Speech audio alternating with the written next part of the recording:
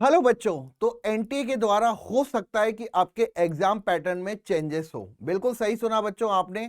इसीलिए कहता हूं कि हमारे चैनल को बच्चों आप सब्सक्राइब कर लीजिए और जो भी अपडेट होती है एनटीए की तरफ से या फिर एग्जाम पैटर्न से रिलेटेड आपको इसी चैनल पे मिल जाता है। तो बच्चों ये बात मैं क्यों कह रहा हूं कि हो सकता है कि आने वाले समय में 2025 में की बात नहीं करूंगा, लेकिन 2026-27 में आपके एग्जाम पैटर्न में चेंजेस हो। ऐसा मैं इसलिए कह रहा हूं क्योंकि बच्चों रिसेंटली जो आपके एजुकेशन मिनिस्टर है धर्मेंद्र प्रधान जी, उन्होंने एनटीए को ऐसे 10 पॉइंट्स दिए हैं जिससे कि एनटीए को अपने एग्जाम पैटर्न, चाहे वो जेई का हो, नीट का हो, सीयूईटी का हो, उसमें क्या क्या चेंजेस करने चाहिए। ठीक है।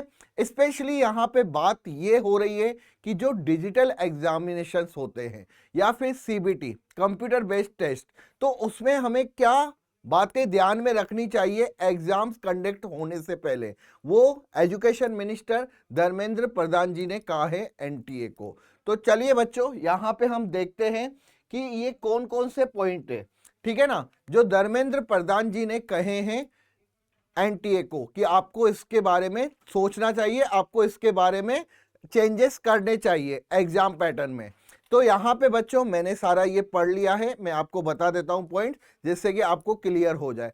लेकिन आप इससे पहले क्या करिए, अपने जो चैनल जो आप देख रहे हैं उसको सब्सक्राइब जरूर कर लेना।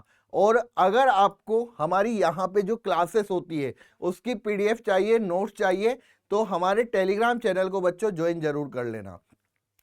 तो सबसे पहले यहां पे कहा गया है कि जो टेस्ट या जो एग्जाम्स मल्टीपल शिफ्ट्स में होते हैं, जैसे कि बच्चों आपका जेई मेन का एग्जाम होता है वो मल्टीपल शिफ्ट में होता है, तो उसकी जो टेस्टिंग है वो कुछ वीक पहले ही कंप्लीट करके रख देनी चाहिए एनटीए को। और जब भी ये टेस्टिंग हो तो उसमें 2 लाख बच्चों का होना या 2 लाख वहां पे कैंडिडेट्स हो उस टेस्टिंग में मौजूद होने चाहिए। इसका मतलब कि जब भी बच्चों मल्टीपल शिफ्ट्स में एग्जाम होगा और ये टेस्टिंग ऑलरेडी कंप्लीट हो जाएगी तो उसमें एरर होने के चांसेस काफी कम होंगे। जैसे कहीं सेंटर्स में देखने को मिलता है कि कंप्यूटर में दिक्कत थी या ओपन नहीं हो रहे थे या फिर कोई अदर प्रॉब्लम्स, ठीक है ना, लाइक कि नेटवर्क इश्यूज, ठीक है।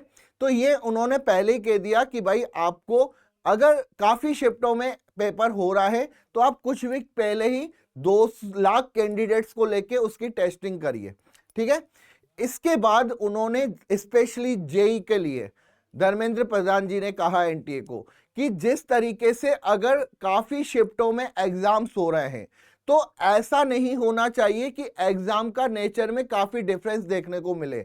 जैसा कि बच्चों लास्ट ईयर की अगर मैं बात करूं 2024 की, ठीक है, जिसमें देखा गया था कि एक शिफ्ट में बच्चों के 99 परसेंटाइल 236 मार्क्स पे बने हैं, ठीक है, 27 तारीख शिफ्ट 1।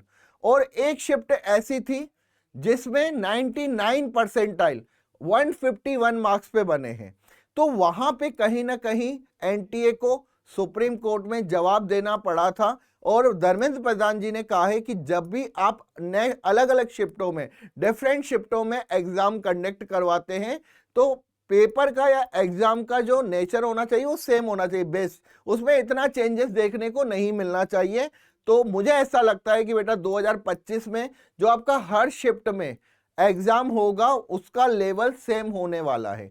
आपको क्वेश्चन डिफरेंट जरूर मिलेंगे लेकिन कहीं ना कहीं डेफिनेटली आपको इसका फायदा मिलेगा, क्योंकि जिस शिफ्ट को आप देख के जाएंगे नेक्स्ट शिफ्ट में या फिर जो बाद वाली शिफ्टें होंगी उनमें बच्चों को हो सकता है कि वो सेम पैटर्न देखने को मिले, ठीक है। इसके बाद कहा गया कि जो नीट एग्जाम होता है, अभी बेटा आपको पता है कि नीट का एग्जाम सीबीटी नहीं होता, ठीक है ना, ऑफलाइन होता है। लेकिन कहीं ना कहीं धर्मेंद्र प्रधान जी ने कहा है कि इसको भी आप मल्टीपल शिफ्ट में ऑनलाइन कंडक्ट करवाने की कोशिश करिए, ठीक है ना, नीट के लिए। तो हो सकता है कि आने वाले टाइम में नीट भी सीबीटी पैटर्न पे हो जाए। इसके बाद यहां पे कहा गया सीयूईटी को लेके कि सीयूईटी का भी जो एग्जाम पैटर्न है वो सीबीटी होना चाहिए, कंप्यूटर बेस्ड टेस्ट, ठीक है। इसके बाद यहां पे बहुत अच्छी बात बोली है धर्मेंद्र प्रधान जी ने बच्चों के लिए कि जो बच्चों से आप आधार कार्ड लेते हैं, आप बच्चों से जो डॉक्यूमेंट लेते हैं उसमें जो एड्रेस की बात होती है, तो आप बच्चों को एग्जाम सेंटर वही दीजिए जो उनका एड्रेस हो, परमानेंट एड्रेस या फिर उनका करंट एड्रेस हो, कि बच्चों को प्रॉब्लम नहीं होनी चाहिए। एटलीस्ट आप उसी डिस्ट्रिक्ट में दीजिए। अगर कोई बच्चा कोटा से है तो उसको फिर कोटा में ही सेंटर मिलना चाहिए। तो ये बहुत ही अच्छी बात थी। इसीलिए बच्चों आपसे आधार कार्ड में एड्रेस के लिए बोला जाता है कि एड्रेस अपना सही होना चाहिए, जिससे कि आपका जो एग्जाम सेंटर हो वो उसी डिस्ट्रिक्ट में होना चाहिए। ठीक है, फिर आगे चलते हैं बच्चों यहाँ पे।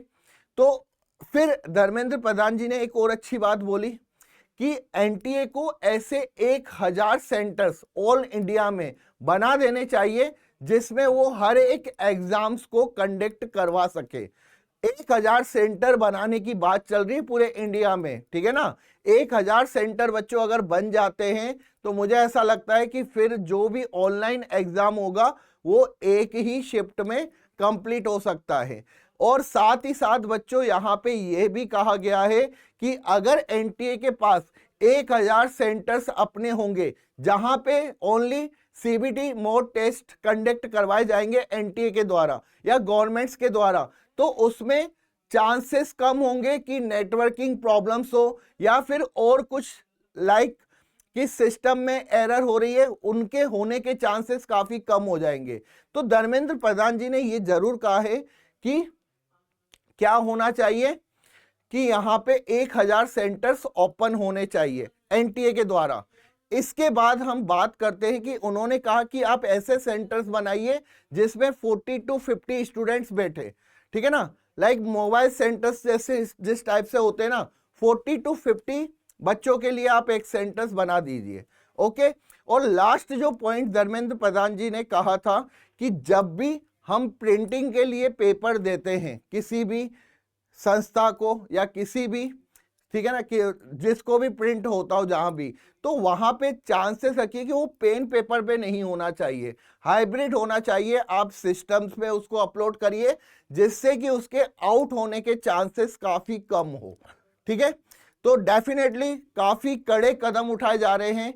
एनटीए को एजुकेशन मिनिस्टर जी ने धर्मेंद्र प्रधान जी ने बोला है कि आप इन बातों का ध्यान रखिए और कहीं पे भी बच्चों को प्रॉब्लम फेस नहीं करें। ठीक है, तो हो सकता है कि आने वाले समय में बच्चों काफी कड़े पैटर्न या कड़े कदम उठाए जाए एग्जाम पैटर्न को लेके। आपको अपडेट कैसा लगा मुझे कमेंट्स करके जरूर बताइएगा, और साथ ही साथ बच्चों चैनल को लाइक कर दीजिएगा, क्योंकि आपको एनटीए की तरफ से जो भी अपडेट होगा वो इसी चैनल पे मिलेगी। Thank you.